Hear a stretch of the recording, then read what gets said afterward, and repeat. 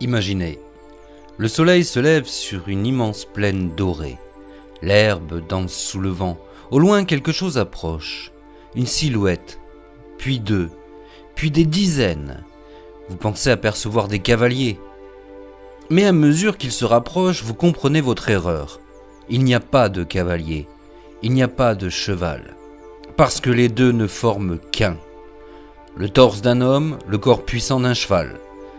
Des guerriers, des chasseurs, des sages, des créatures vivant entre deux mondes. Depuis des millénaires, les centaures galopent à travers les mythes, les légendes et les récits fantastiques. Mais derrière cette créature fascinante se cache une question bien plus profonde.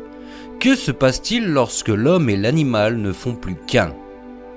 Bonjour, je suis l'écrivain Laurent Dins et je vous invite à découvrir ma saga fantasy Gaiala en cliquant sur le lien qui se trouve dans la description du podcast. Bonne écoute à vous. Les centaures apparaissent pour la première fois dans la mythologie grecque. Et contrairement à d'autres créatures fantastiques, ils possèdent une caractéristique unique. Ils ne représentent pas uniquement un monstre, ils représentent une dualité, la partie humaine et la partie animale. Pour les Grecs, cette image est extrêmement symbolique. L'homme possède la raison, l'animal possède l'instinct, et les centaures vivent constamment entre ces deux forces opposées.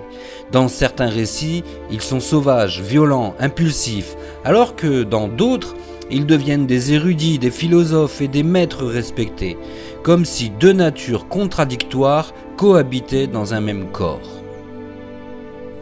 Parmi tous les centaures, un nom traverse les siècles. Chiron.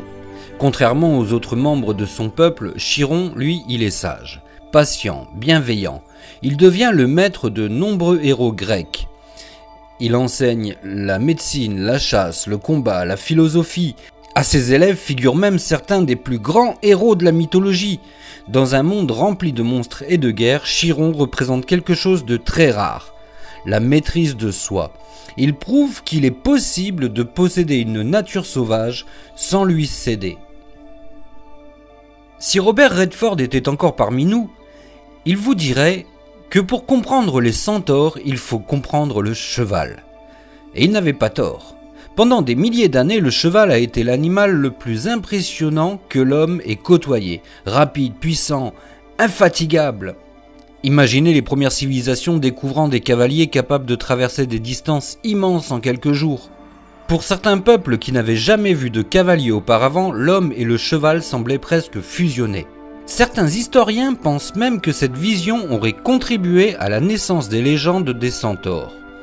Un observateur lointain aperçoit un cavalier et croit voir une seule créature, mi-homme, mi-cheval. La fantaisie moderne adore les centaures, mais elle les transforme souvent. Dans les romans fantasy, ils deviennent fréquemment gardiens des forêts anciennes, protecteurs des savoirs oubliés, éclaireurs des royaumes sauvages et parfois même sages vivant loin des cités humaines. Mais pourquoi ? Eh bien parce qu'ils incarnent un équilibre rare.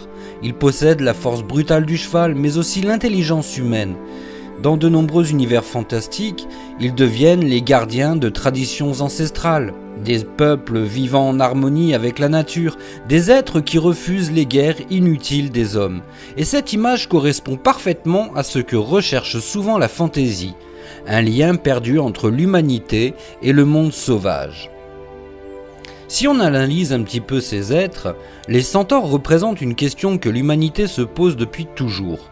Sommes-nous guidés par notre raison ou par nos instincts ? Nous possédons la capacité de réfléchir, certes, mais nous portons aussi en nous la colère, la peur, le désir, la survie. Les centaures symbolisent précisément cette lutte intérieure. Ils ne sont ni totalement humains, ni totalement animaux. Ils sont les deux à la fois. Et peut-être que c'est également notre cas. Fermez les yeux et imaginez une dernière fois. Une immense plaine sous un ciel couvert d'étoiles. Le vent souffle doucement dans les herbes hautes. Au loin, des silhouettes apparaissent, silencieuses, majestueuses. Le bruit de leurs sabots résonne dans la nuit. Des gardiens anciens traversent les plaines éternelles. Ils observent le monde changer, les royaumes naître, puis disparaître. Mais eux demeurent. Entre la sagesse des hommes et la liberté du monde sauvage, car tant que l'humanité cherchera sa place entre civilisation et nature, les centaures continueront de galoper dans les légendes, dans la fantaisie et dans les rêves des anciens mondes. Je suis l'écrivain Laurent Dins, l'auteur de la saga fantasy Gaiala. J'espère que cet épisode vous a plu. N'hésitez pas à partager, commenter et liker. Quant à moi, je vous souhaite un excellent week-end et je vous dis à la semaine prochaine.